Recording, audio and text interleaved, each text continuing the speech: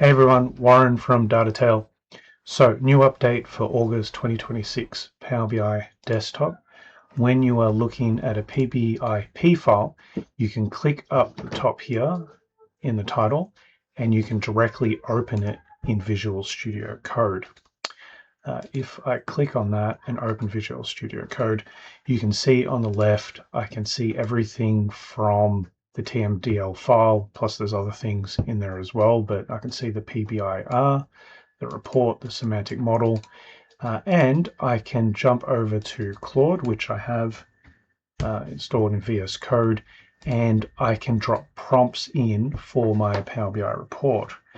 And so what I want to do is I'll get that running and then I'll take you back, is all these buttons don't have very good, well, they don't have any alt text, right? And so if you were using a screen recorder, it would just say button. And I want to say, click on this button and you'll go to access to services. So I've copied that as a prompt and I dropped it in Claude Code. Don't know if you just noticed then, but this box just popped up. So that means Claude's finished. So if we head over here, oh, it's not finished yet, it's still running. But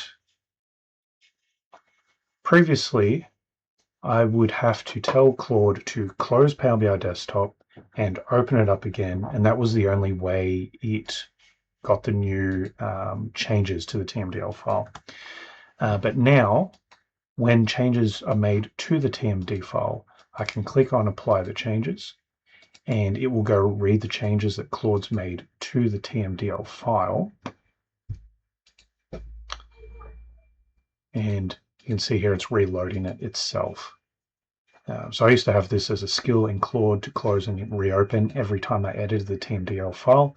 I've had to go and remove that from my Claude skills now because I can just do it via this button.